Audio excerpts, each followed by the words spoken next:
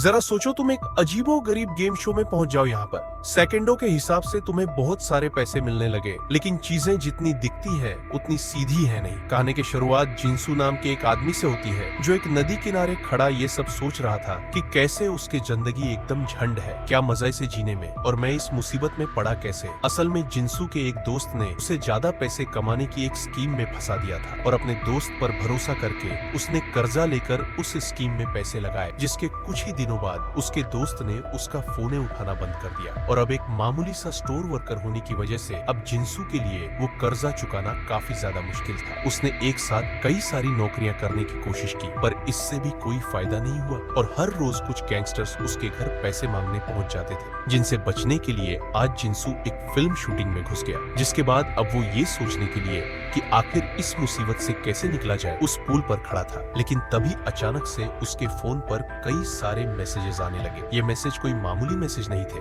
बल्कि उसके bank account में पैसे आने के मैसेज थे। और आखिरी मैसेज में लिखा था कि पैसे इसी तरह आते रहेंगे, अगर तुम चाहते हो कि ये आते रहे तो चुपचाप एक गाड़ी में बैठ जाओ, जो ठीक उसके सामने खड़ी थी। उसके गाड़ी में बैठते ही वो गाड़ी जिंसू को एक थिएटर में ले गई, जहाँ उसे एक लाल एनवलप में कुछ पैसे और कुछ कार्ड्स मिले। उसे एनवलप में कुछ लिखा भी हुआ था, जिससे पढ़ने के बाद जिंसू को पता चला कि असल में वो द 8 शो नाम के एक टीवी शो पर पहुंच गया था, और इस दौरान उन्हें रहने के लिए जगह और खाना भी बिल्कुल मुफ्त दिया जाएगा, और हर बढ़ते मिनट के बाद उनके पैसे भी बढ़ते रहेंगे। ये शो या तो टाइम खत्म होने पर या फिर किसी कंटेस्टेंट के मरने पर ही खत्म होने वाला। एनवलप पढ़ने के बाद अब जिंसू के पास दो ऑप्शन थे, या तो वो टेबल पर पड़े पैसे उठाकर वापस चला जाए, या फिर वो किसी नंबर कार्ड को लेकर इस शो का हिस्सा बन सकता है। और कुछ सेकंड्स तक अपने कर्जे के बारे में सोचने के बाद जिंसू 3 नंबर वाला कार्ड उठाकर सीधा शो में घुस गया। अंदर पहुंचकर जिंसू के सामने एक बहुत ही आलीशान जगह थी, जहाँ 24 घंटे का टाइमर भी लगा हुआ था। और तभी उसकी नजर सीढ़ियों पर बने 8 कमरों पर पड़ी, जिसे देखते ही वो अपने 3rd फ्लोर के कमरे में चला गया। जहाँ पहुंचकर वो काफी निराश हुआ, क्योंकि उस कमरे में एक नकली खिड़की और कैमरा के अलावा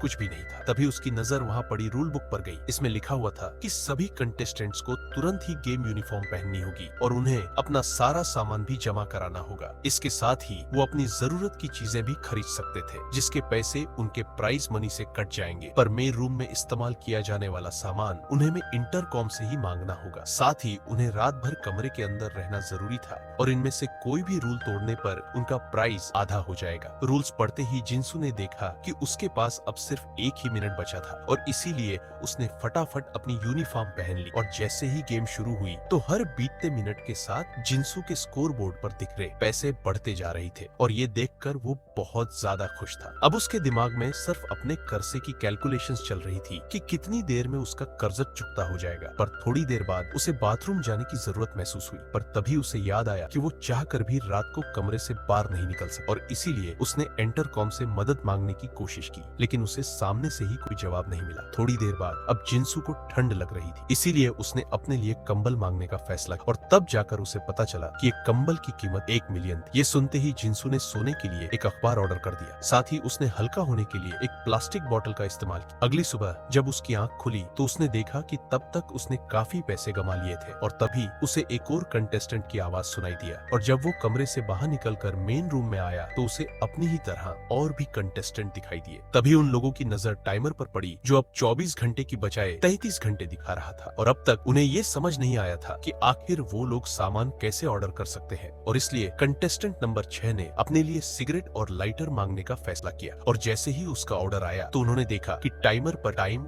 कम हो गया था, जिसके बाद उन्हें लगा कि शायद वो लोग टाइम के बदले में चीजें ऑर्डर कर सकते हैं, जिसका मतलब था कि वो जितना ज्यादा सामान मंगवाएंगे उतना ही जल्दी उनका टाइम खत्म हो जाएगा। और इसलिए काफी देर तक बातचीत करने के बाद उन्होंने 8 प्लास्टिक की बाल्टी, टॉयलेट पेपर, गार्बेज बैग और सिगरेट ही मंगवाए। उस देर बाद उन सभी को भूख लगने लग गई, और ये बात सुनकर सैना बहुत हैरान थी, क्योंकि उसके कमरे में पहले ही 12 मेल्स पहुंच गई थी। जिसके बाद उन सभी को एहसास हुआ कि सारा सामान ऊपर वाले फ्लोर में ही डिलीवर होता था, पर वो लोग सामान लेकर कर कमरे से बाहर नहीं निकल सकते थे, इसलिए उन्हें लिफ्ट से ही सामान भेजना था। इसके बाद वो सभी लोग सारा के कमरे में गए जो काफी ज्यादा आलीशान था। कि सारा ने अपने लिए काफी कुछ खरीद लिया था क्योंकि उसका पेमेंट रेट काफी ज्यादा था। उसे पर मिनट सबका रेट अलग अलग था, लेकिन नीचे के फ्लोर्स का रेट ऊपर वालों से काफी ज्यादा कम था। सारा के कमरे को देखने के बाद वो लोग एक एक करके सभी कमरों में गए, जिनमें से रूम नंबर 1 सबसे छोटा था, जो सैंगूक नाम के एक आदमी का था। और उस बेचारे ने नंबर 1 सिर्फ अपने पैर में लगी चोट की वजह से चुना था। इसके बाद उन्होंने लिफ्ट की मदद से खाना नीचे भेजा, और जब सभी लोग खाना खाने में व्यस्त थे तो वही सारा अपने लिए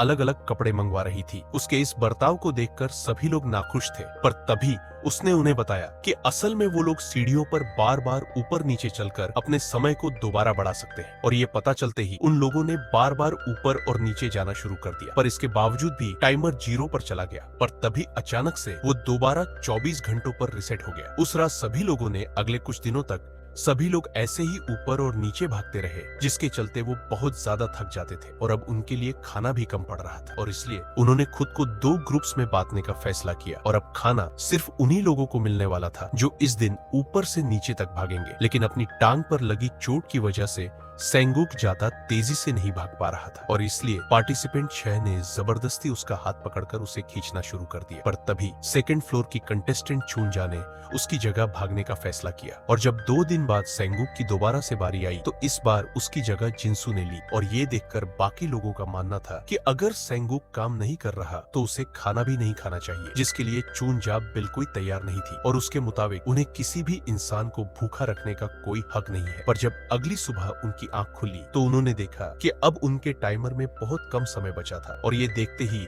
उन सभी लोगों ने तेजी से ऊपर नीचे भागना शुरू कर दिया। पर तभी अचानक से यांग नाम की एक कंटेस्टेंट को द्वारा पड़ गया और वो धड़ाधड़ से जमीन पर गिर गई। उसकी ऐसी हालत देखकर 5th फ्लोर की कंटेस्टेंट मुन ने तुरंत ही एक दवाई मंगवाने को कहा, क्योंकि आम जनतिकी में वो एक नर्स थी। पर जैसे ही चूंजा वो दवाई मंगवाने के लिए आगे बढ़ी तो पार्टिसिपेंट नंबर 6 ने उसे रोक दिया, क्योंकि उसके मुताबिक यांग को सिर्फ एक दौरा ही तो बड़ा था, इससे मर थोड़ी जाएगी वो, और उन्हें इसके लिए अपना समय कम करवाने की जरूरत नहीं है, और अगर वो दवाई मंगवाएंगे तो टाइम और ज्यादा कम हो जाएगा। ये बात इतनी ज्यादा बढ़ गई कि सभी लोगों के बीच हाथापाई शुरू हो गई, जिससे बचते हुए जिंसू ने आखिरकार उस दवाई का ऑर्डर दे दिया। तभी सारा ने टाइमर की तरफ इशारा करते हुए बताया कि उनका टाइमर 40 घंटे पर चला गया है। दवाई आने के बाद उन सभी की नजर कमरे में लगे हुए कैमरा पर पड़ी, जिसके बाद उन्हें एहसास हुआ कि असल में उनकी लड़ाई को कोई एंटरटेनमेंट के तौर पर देख रहा है, जिसके चलते टाइमर पर घंटे ऐड किए गए थे, और वो शो असल में उनसे यही चाहता था। फिलिप्स ने उस शो में आते वक्त नंबर 7 चुनने से पहले काफी देर तक सोचा था, और अपने कमरे में आते ही उसने एक टेबल,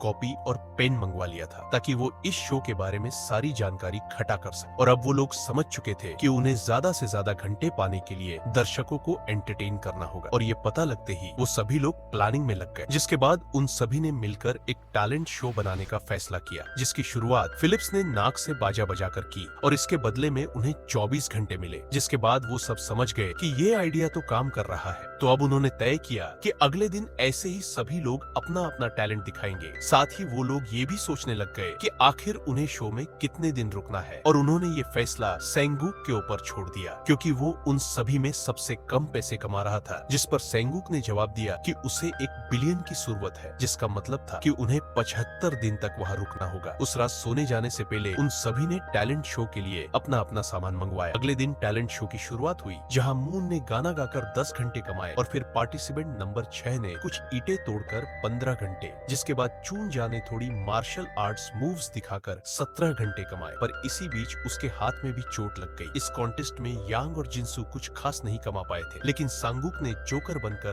30 घंटे कमा लिए। पर जब सारा की बारी आई तो इसने कहा कि मेरा टैलेंट थोड़ा 18+ है, जिसमें पार्टिसिपेंट नंबर 6 ने उसका साथ दिया, और उन्होंने इससे 79 घंटे कमाए। ये तो कड़वा सच है दोस्त, मर्दों की ठरक से ही तो इकोनॉमी चलती है।